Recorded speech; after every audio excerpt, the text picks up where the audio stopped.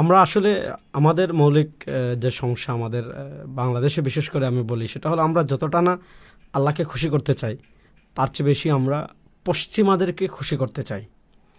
এজন্য দেখবেন আমরা মানুষের কাছে এমন সব পরিভাষা, এমন সব প্রতিশ্রুতি দেই যেগুলো তো মূলত পশ্চিমাদের এজেন্ডা এবং পশ্চিমাদের তৈরি করা।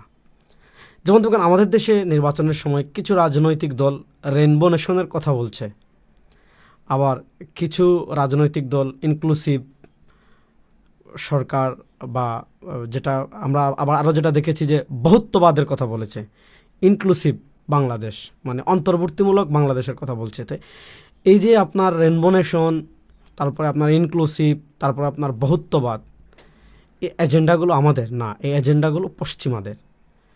এখন এই পরিভাষাগুলো, এজেন্ডাগুলো, এগুলো যেহেতু পশ্চিমাদের, সুতরাং আপনি নিজের মতো ব্যাখ্যা করলে হবে না। এগুলো দিয়ে পৃথিবীর বিভিন্ন ভূখণ্ডে তারা কী প্রতিষ্ঠা করেছে, কি তাদের মিশন, সেটা আপনাকে দেখতে হবে।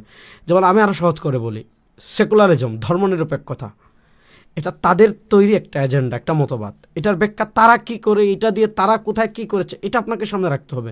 যেমন আপনি ধর্মনিরপেক্ষতার দেখবেন আমাদের অনেক মুসলমান আছে না বুঝে বলে যে ধর্মনিরপেক্ষতা ধর্মহীনতা নয়, নাউজুবিল্লাহ। ধর্মনিরপেক্ষতা ধর্মহীনতা কি না, এটা আপনি দেখেন যে সকল মুসলিম রাষ্ট্রে তারা ধর্মনিরপেক্ষতা সেখানে চাপিয়ে দিয়েছে, সেখানের কী অবস্থা হয়েছে। আপনি তুরস্কের অবস্থা দেখেন, আপনি তিউনিসিয়ার অবস্থা দেখেন, আপনি তুর্কিস্তানের অবস্থা দেখেন। ৭২ যে আমাদের বাংলাদেশে ধর্মনিরপেক্ষতা এসেছে, সেই ৭২ থেকে আজ পর্যন্ত আমাদের যে কাঠামোগত ইসলাম বিদ্বেষ বাংলাদেশ, এটার অবস্থা দেখেন।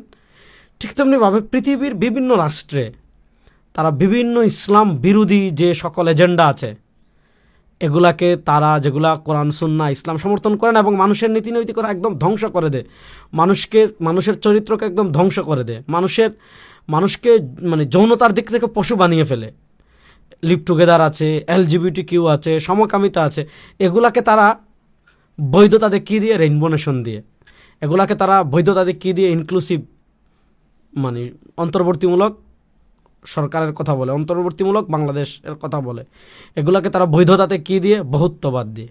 কিন্তু আজকে দুঃখজনক কথা হচ্ছে আমাদের বাংলাদেশের রাজনৈতিক দল তারা যতটা না বাংলাদেশের সংখ্যাগরিষ্ঠ মানুষের ধর্মীয় অনুভূতি, বাংলাদেশের সংখ্যাগরিষ্ঠ মানুষের মূল্যবোধের সম্মান করছে, এগুলার থেকে তারা পশ্চিমাদেরকে খুশি করে কেউ রেইনবো নেশনের কথা বলছে, কেউ বহুত্ববাদের কথা বলছে, কেউ আপনার ইনক্লুসিভ বাংলাদেশের কথা বলছে। এগুলার